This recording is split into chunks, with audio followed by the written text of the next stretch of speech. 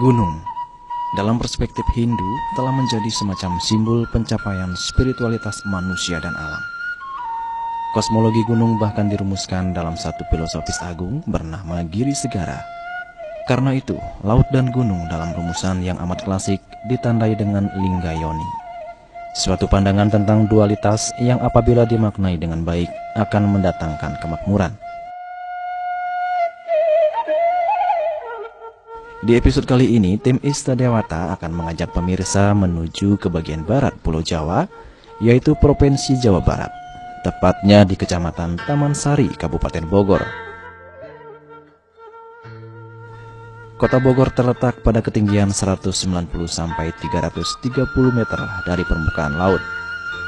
Udaranya relatif sejuk, dengan suhu udara rata-rata setiap bulannya adalah 26 derajat Celcius.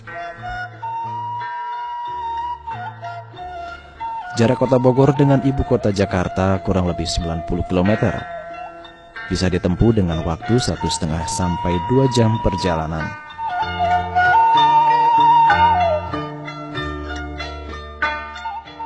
Kedudukan geografis kota Bogor di tengah-tengah wilayah Kabupaten Bogor, serta lokasinya yang dekat dengan ibu kota negara Jakarta, membuatnya strategis dalam perkembangan dan pertumbuhan kegiatan ekonomi.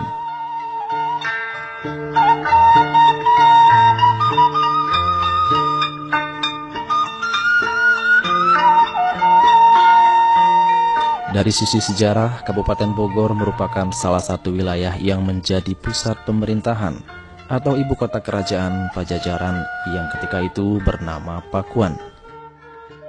Kerajaan Pajajaran adalah kerajaan Hindu terakhir yang pernah berjaya di tanah Jawa Barat di bawah kepemimpinan Sri Baduga Adiguru atau yang dikenal dengan sebutan Prabu Siliwangi. Prabu Siliwangi sendiri yang terkenal dengan sesantinya yaitu Tata Tantram Kartaraharja telah membawa zaman keemasan bagi Pajajaran. Selama masa pemerintahannya, beliau sangat taat menjalankan ajaran leluhur Sang Hyang Dharma dan Sang Hyang Sisa. Masa jaya Pajajaran di bawah kepemimpinan Prabu Siliwangi berlangsung antara tahun 1482 sampai 1521. Dan dilanjutkan oleh putranya yang bernama Raja Surawisesa tahun 1521 sampai 1535. Demikian yang tertera pada prasasti batu tulis yang dibuat pada tahun Saka 1455 atau 1533 Masehi. Prasasti batu tulis kini tersimpan di Museum Nasional sebagai benda peninggalan sejarah.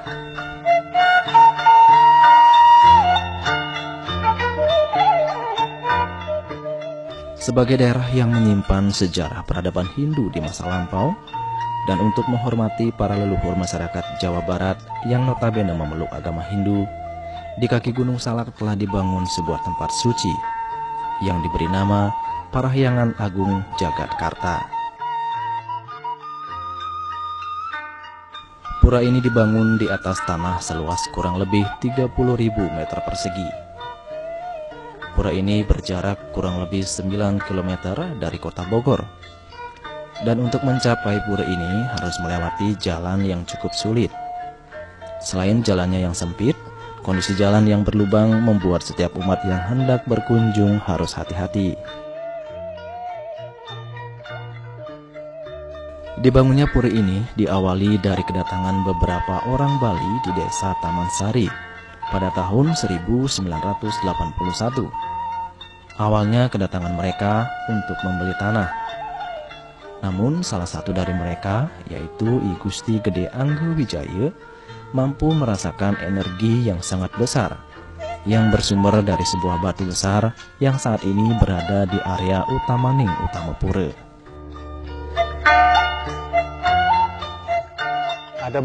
Ada beberapa yang penting yang saya sampaikan. Pertama, pada waktu tanggal 8 Mei 1982, pada saat itu adalah Purnama Jesta. Cuaca di alam sini sangat terang benderang, sehingga pada saat itu I Gusti Gede Angga Wijaya jalan-jalan dan melihat alam di sini begitu bagusnya. Beliau duduk di belakang, di sebuah batu besar yang ada di belakang candi sekarang. Pada saat beliau duduk, terdengarlah suara gaib. Siapa kamu? Kenapa engkau berada di daerah kekuasaanku? Kemudian Pak Angge kemudian mengayat, karena saking takutnya dengar suara gaib itu, ngayat susunan di Bali. Kalau engkau nggak percaya, inilah daerah kekuasaanku. Di depan beliau sudah banyak sekali macan kuning, banyak sekali macan gading yang sehingga beliau jadi takut. Saat itu juga beliau mengayat lagi susunan di Bali. Pada saat yang bersamaan, di samping beliau berdirilah seekor macan hitam. Itu adalah dua dari Pulaki. Jangan takut cening, saya ada di sini. Setelah Pak Angge merasa tidak takut, terjadilah komunikasi dengan beliau yang bersuara gaib.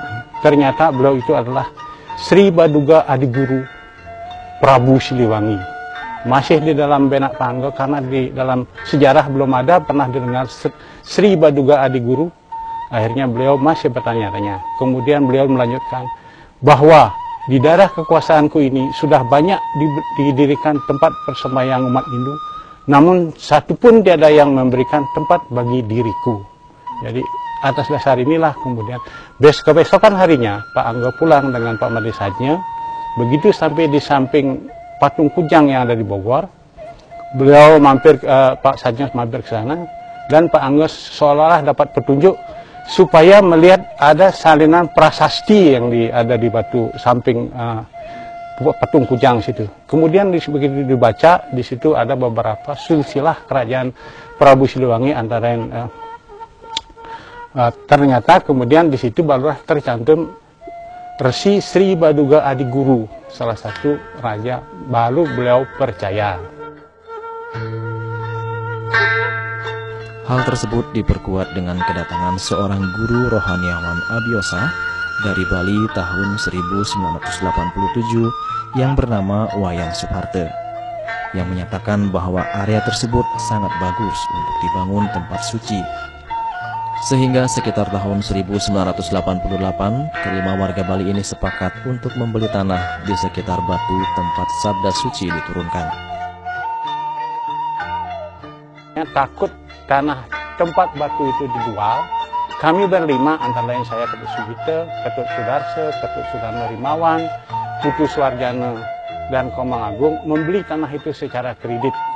Walaupun di situ dikatakan bahwa di sini tempat akan bagus untuk pura, kami tidak punya uang. Membeli tanah ini pun secara kredit dari bank. Kami tadinya hanya membangun suatu pelinggih saja di batu tersebut.